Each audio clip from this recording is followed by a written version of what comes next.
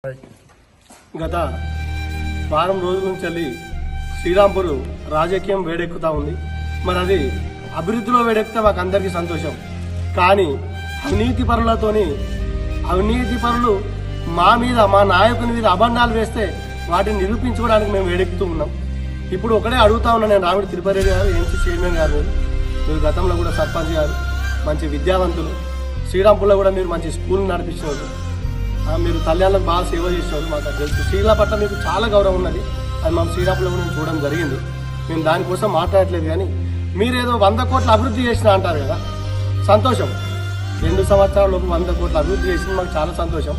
మీకు బీఆర్ఎస్ ప్రభుత్వాన్ని కాదని కాంగ్రెస్ ప్రభుత్వాన్ని ఎన్నుకున్న ప్రజల పండుగేందుకు, గాజుల పండుగేందుకు కాదు, మీరు అభివృద్ధి చేసేటందుకే. మీరు అభివృద్ధి చేసింది ప్రజలు చూపించడానికి ఏం లేదు. మీరు చేసింది ఒకటే శిలా పలకాలు వేసారు. మీరు స్ట్రక్చర్గా ఏం చేసిరు అనేది మీరు మాకు చెప్పాల్సింది ఉన్నది. అదేవిధంగా గాలిన సాధారణ ఆయన ఒక చిట్టి పట్టుకొని మేము ఇప్పుడు తీసుకొచ్చాం చూపిస్తా సాధారణ మీరు చూపించాలి. ఎందుకంటే మనందరం ఒక్క కాంచె లక్ష్యం వాళ్ళమే, ఒక స్కూల్లోకే లక్ష్యం వాళ్ళే. మన బడి అంతా టీడీపీ బడి, అక్కంచెలు మేము వచ్చినాం. రాంగ ఏంటంటే మీరు ఒక పుస్తకం మీరు దొబ్బిపోయారు, అవినీతి అనే పుస్తకం. మాకు అది దొరకలే. కానీ మాకు దొరికిన పుస్తకం ఒకటి